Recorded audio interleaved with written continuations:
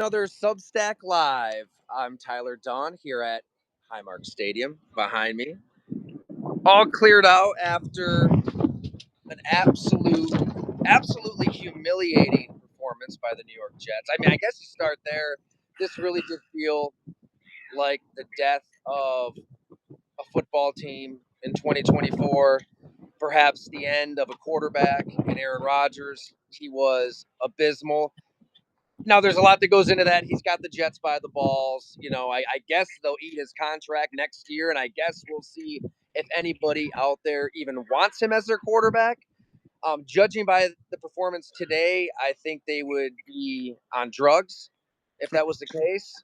This was about as bad as I've ever seen Aaron Rodgers play. I mean, going back to some of those rare, one-off terrible performances with Green Bay. Those stinkers you might get from time to time. I can't think of another game where he looked this inept. But yeah, there's that element to this game. But there's also the Buffalo Bills locking up the number 2 seed in the AFC. Jim, we were talking about it offline during games, which is always fun texting Jim. I never know what I can say. When we hit record and what I can't. I probably blur those lines a little bit. But you nailed it. You nailed it. You said for Buffalo, it's just about winning, staying healthy. That's it. That's all that matters. I just got out of the Bills locker room. That is a very healthy team. It's a very confident team. And holy hell, did they just, KO a Jets team who many in the national media believed would usurp Buffalo in the AFC East. That was not the case. So I don't know. You were watching the game yourself, Jim. What did you see in this one? Yeah, Tyler, I think you summed it up pretty good as far as it was just one of those teams that looked like a disorganized organization. Just chaos from top to bottom. That's what you get. They might show up if they hang around for a little bit. Maybe somebody gets hot, Rodgers gets hot, then it becomes a game. As soon as they know they don't have a chance, you see what happens. It just steamrolls. I like what you said, Trubisky to Shavers. That's what happens this time of year. Like, it's just they don't. It's not that they're not out there trying their best. It is. It's just a bad team right now that knows it's about to be blown up, and they're out there doing their best to be professionals. And that's the effort you get. You get about a quarter and a half to see where you're at, and then it's wheels are off. We don't have a shot. The other team's trying, like you said. Now, the Bills, on the other hand, what I did like today was okay, little adversity early, as far as it wasn't as smooth as maybe you hope against the Jets. You got to win today. They stayed the course, hammered them like a good team does. Different guys got involved. Come out of here healthy. I like that you said that, Tyler, that you were in the locker room. That's a good sign. You can see when you're around, beat writers know when a team is happy, healthy, ready for the next week, and you know when they're beat up, tired, and like who's going to step in next. And this team is healthy and ready for the playoffs. No doubt about it. And you're right. Early in this game, the Jets had those 2 long drives, right? They drive right down the field. 3rd and 1, Aaron Rodgers rolls right. He dirts it to his tight end's feet, gives him a death stare, vintage Aaron Rodgers stuff. 4th and 1, I believe it was Braylon Allen gets stuffed. So you get no points there. They had another nice drive, no points there. And he just kind of knew right then it was over for the Jets, that they'd cash out. And I was in the Jets locker room as well. Unfortunately, I did not have the opportunity to chat with Aaron. He must have been at the podium when I was in there talking to some teammates of his. I'm going to write about this at goalongtd.com, so have a little more in depth there. But DJ Reed is a cornerback, veteran. He's been around for a while. We actually wrote a story on him a few years back. Incredible life story, how he got to this point. But he's really a leader, I'd say, on that defense, who's had a really solid individual season.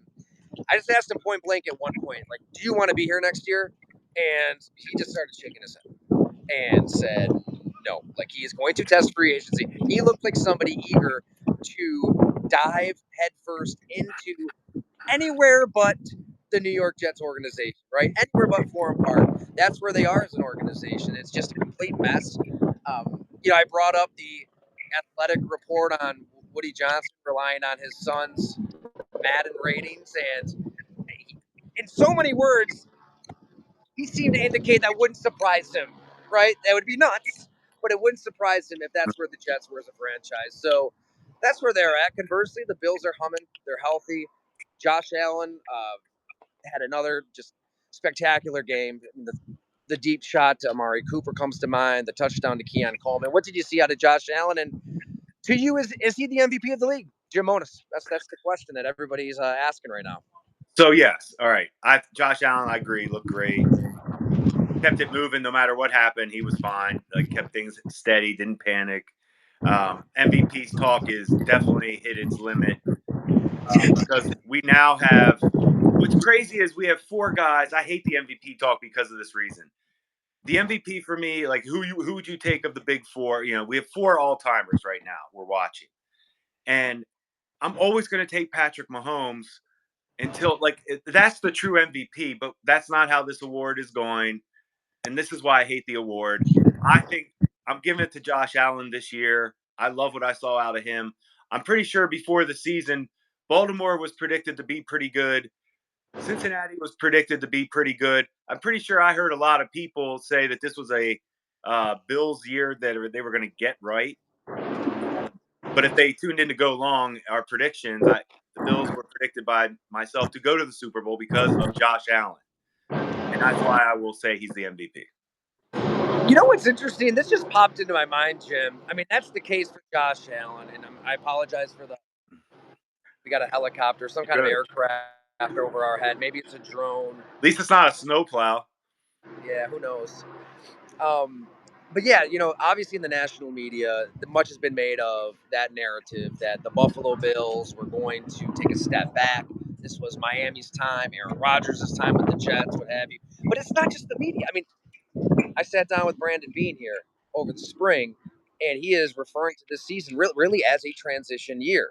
Like, get Stephon Diggs off the books, like looking ahead financially to having some flexibility into the future, kind of dropping some hints subtly to the fan base that maybe now is not the time to win. Now, obviously, you have Josh Allen. It's Super Bowl or bust every year, and I think Brandon Bean gets it more than anybody in the building that you got to maximize this thoroughbred of a quarterback in every conceivable way. Uh, but they won the division. They're going to be the number 2 seed. His numbers again are through the roof, and he's done it with Matt Collins over the middle for 2 big completions early in the game. Keon Coleman, a second round rookie. Dalton Kincaid's been in and out of the lineup. Amari Cooper wasn't really playing well for a stretch. I mean, he needed that big play today. It's not like he's got this bounty of riches all around him. He has thrown the team on his back, and you do have those specific MVP moments, I think, out of Josh Allen. The 4th and 2 touchdown against Kansas City, obviously the lateral against San Francisco, the entire game against the Detroit Lions, and even in a loss to the Rams, he was incredible. All that being said, I wouldn't be up in arms if Lamar Jackson won it because Oh. he's we're obviously in an Orchard Park bubble here, and we're watching Josh Allen as much as anybody. But if either player could win it, either player should win it. And honestly, I don't. Here's what's crazy. I'm sure that both quarterbacks really do want to win it, regardless of what they say at the podium, Jim. Who wouldn't want to be MVP? Right? Only 2 Bills have ever done it. Nobody since Thurman Thomas. 30 plus years ago. They know that they're going to be judged by the playoffs when they meet in the potential divisional round matchup by how they fare against Patrick Mahomes. Like they want to win that game more than having that hollow on NFL honors moment the week of the Super Bowl when at that point, okay, cool, you're the MVP, you're not in the biggest game, in the world. I think their priorities both are pretty set on that front, and I think everybody should be in their respective fan bases and organizations. Whoever gets the award deserve. If it's Burrow, Lamar, congrats. Let's keep going. Like they're all worthy. Hey, before I head back to the press box, though, I have to ask a former director of personnel / assistant GM, right hand man to Buffalo Bills GM Doug Whaley. I mean, also you've been with the New Orleans Saints, Philadelphia Eagles, but while this game's going on behind me, I had Giants Colts up on another screen, and the Giants managed to get a win, which I'm sure everybody in the organization loves the feeling of a win. but it's really a loss. Now you're not in line for the number 1 overall pick. Now I don't know how it's going to end up. New England controls their own destiny, so to speak. But if you're in that Giants front office, like if you're Joe Shane, what is going through your head right now? Where you want to win, you would like to keep your job, obviously, and I suppose that helps. You also need a quarterback. Everybody in the organization knows you need a quarterback. How do you even process that game if you're the New York Giants? Okay, here we know this for a fact. Joe Shane, if there was a true number 1, if there was an Andrew Luck type guy, that's different. Okay, I think that can be different as far as where they're at today. I think today they're happy. I think they're really happy in that building, including Joe Shane. It's hard. It's good for the whole organization and everybody in that building to win. I personally, we'll talk more as we go, but Shador Sanders and Cam Ward are not like these. I would not be excited if that was my choice for number 1. I'll leave it at that. So this didn't hurt the Giants in my view. And Lord knows we'll have plenty of time to talk Plenty. NFL draft, because Plenty. the last thing we should be doing right now in week 17 Not getting is mocking. If you ever catch me mock drafting this No. time of year, any time of year, if you catch me mock drafting, Great. please come to my home in Boston, New York, and come prepared to beat the hell out of me by any means, because we don't mock draft here at Go Long. That's interesting though, because they both played yesterday, and obviously they both been skewered for different reasons. I mean, Shador Sanders, they lose to BYU. He doesn't look that great, and Cam Ward, he taps out. Right, he leaves the game after getting the record, which I know what your take is going to be. You're not going to give a shit. I know it. I can see it on your face. I kind of give a few shits, Jim. I give a little bit. I get more shits about I get more shits about the process, how that went down. That you could have solved that before the game. Hey man, do you want to play? Play. If not, let's But no, we don't care. What I care about Cam Ward is he's wild and erratic and a maniac on the field. Crazy talented. And Shador Sanders he's maxed out. He's not a over the top talented player. Average, good arm, not special. Good athlete, not special. Like that's what I'm trying to say. This is okay for the Giants. Good day to be in their building. And everybody should listen to Jim, because you nailed the bullseye on one Anthony Richardson. I can remember talking to you about a quarterback that had those traits.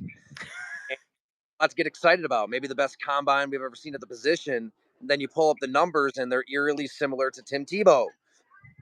Hasn't worked out for Chris Ballard. 8 years, 1 playoff win. Speaking of those Colts, and you know what? I probably should cut it short, because we're going to do a full podcast later this week. We can get into all this at length.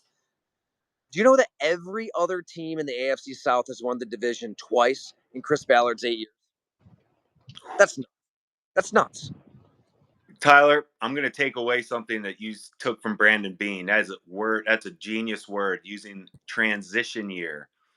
Every GM and coach needs to start getting that in their vocabulary and in their contracts. That is a beautiful way. I think Ballard I think he's okay. Couple transition years. He's right on pace. I'm telling you, Tyler, there's no such thing as transition years in the NFL if you have the quarterback. So that was a nice word by Beane, but there's no such thing. They expected to be good this year. They are. And for the Colts, you're right. 8 years. It's funny when you say it like that. How do you survive? Like that's a good body of work to get through that. But Lordy, if you hit the bullseye and you get Josh Allen, this is what you have. You're going to get a first playoff game here. Maybe it's Denver. Maybe it's Cincinnati. We'll see. And then you think Baltimore. I mean, Baltimore, LA Chargers will be an interesting game, but I think that the world would love to see Josh Allen versus Lamar Jackson, right where I'm standing at Highmark Stadium. Jim, thanks so much for making time, man. This was kind of impromptu out of the locker room. We'll have to record in person on a longer podcast this week. Maybe get some wings after. What kind of do? I feel like. I also have a crazy Christmas Day story to share with everybody. I kind of teased it to Jim, but let's just say that my wife briefly thought I was dead on Christmas night. How's that for a tease? Is that good? Sounds All like right. like me after the NFC Championship win when I worked for the Saints Vikings. when we went to the Senior Bowl the next day, my fellow scouts thought I was dead as well. So I hope yours wasn't the same. Sounds good. Hey, thank you, Jim. Thanks for everybody hanging out in the Substack Live. We'll catch you next time.